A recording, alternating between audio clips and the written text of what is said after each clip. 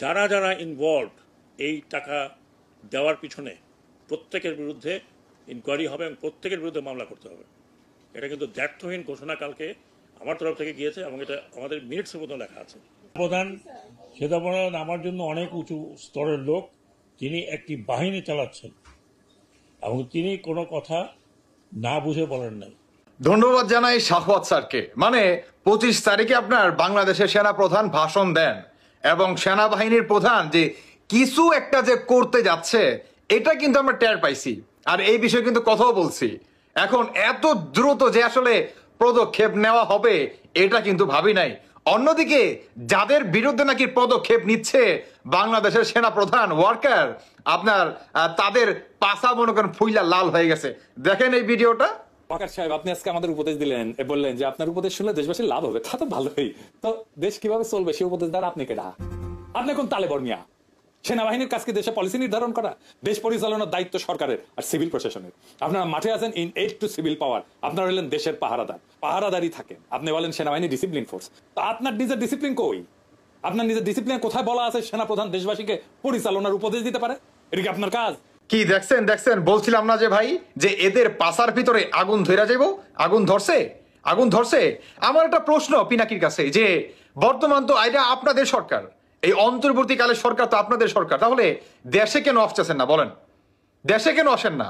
বহির্বিশ্বে থেকে একের পর এক মনে করেন বাংলাদেশটাকে কিভাবে অস্থিতিশীল করা যায় না, টাকা পয়সা খায়া আপনার যে ইউনুস সরকারের না, এখন দেশে কেন আসেন না?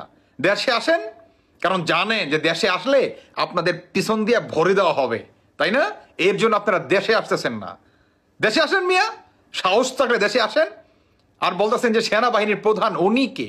দেশের সম্পর্কে উনি তো আমাদের পাহারাদার না, পাহারাদার। তো পাহারাদার উনি কথা বলবো না, কথা কি তোর বাপে বলবো? কথা কি তোর বাপে বলবো? এখন মুখটা খারাপ হয়। আমাদের বাংলাদেশের সংবিধানে কি এই অন্তর্বর্তীকালে সরকার আছে? এই অন্তর্বর্তীকালে সরকারের থেকে বেশি পাওয়ার রাখে বাংলাদেশের সেনাপ্রধান। কি বুঝতেছো চান্দু? বাংলাদেশের সেনাপ্রধান বেশি পাওয়ার রাখে, তাই উনি কথা বলবো না, কথা কি তোর ওই বাপেরা কথা বলবো? 100 বার কথা বলবো। তোদের 14 জনের নামে মামলা পর্যন্ত হয়েছে। ওই যে শুনলি না প্রথম যে শুনাইলাম আপনার বক্তব্যটা শাহওয়াত স্যারের, কি শুনছেন? যে সব কটারে মনে করেন আইনের আওতায় আনা হবে এবং কঠিনভাবে তাদেরকে মনে করেন বিচারের মুখামুখি হতে হবে। সব কয়টা বাংলাদেশে এই পর্যন্ত যত লুটপাট করছস এবং দেশটাকে যে কি পরিমাণ অস্থিতিশীল করছস, পুনরায় বাংলাদেশটাকে পূর্ব পাকিস্তান বানাতে চাস, তাই না?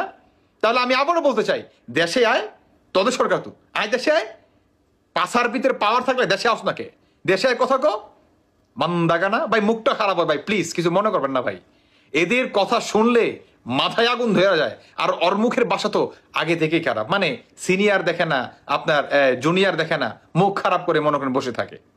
তো কি বলবো, বর্তমান এই অন্তর্বর্তীকালের সরকার কিংবা সমন্বয়কদের বিরুদ্ধে দ্রুত মনে করেন আপনার বাংলাদেশের কি বলে যে আইন আছে বা সেনা প্রধান আছে, তাদের বিপরীতে মনে করেন ব্যবস্থা নিচ্ছে। অন্যদিকে এই সমন্বয়কদের বিরুদ্ধে কিছু গ্রুপ এদের এগেনস্টে মনে করেন দাঁড়াই গেছে। আরো পাওয়ার দাঁড়াবে, কি আরো মানুষও দাঁড়াবে, আরো পাওয়ারও মনে করেন আপনাদের এগেনস্টে মনে করেন দাঁড়াবে। পাওয়ার মানে কি? আরো আইনজীবী দাঁড়াবে, আরো জনসংখ্যা দাঁড়াবে।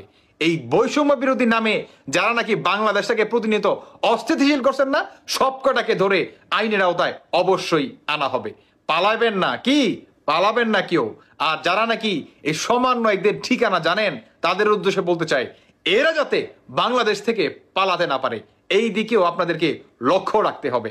মনে রাখবেন, সব কটার বিচার এই বাংলার মাটিতে হবে। কারণ বাংলাদেশের সেনাপ্রধান তিনি মনে করেন, ওই যে বলছিলাম না যে তাকে মনে করেন ভূমিকা পালন করতে হবে প্রেসিডেন্ট শহীদ জিয়ার মতো।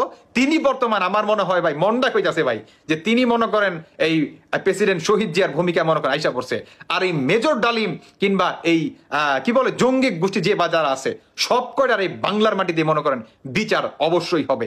খেলা মনে করেন শুরু হয়ে গেছে স্বাধীনতার পক্ষের মানুষের। ইনশাল্লাহ অতি দ্রুতই দেখতে পারবেন যে বিজয় সুনিশ্চিত। আর যে 14 জনের মনে করেন কথা বললাম, এটাও ইনশাল্লাহ আমরা শাহওয়াত স্যার এবং বাংলাদেশের সেনাবাহিনীর প্রধানের কাছে আমরা এটা আশা করি যে উনি অতি দ্রুত এই সব কয়টাকে আইনের আওতায় আনবে। দর্শক বন্ধুরা, বাকিটা আপনাদের ব্যক্তিগত মতামত অবশ্যই জানিয়ে যাবেন। ধন্যবাদ সবাইকে। আল্লাহ হাফেজ, আসসালামু আলাইকুম।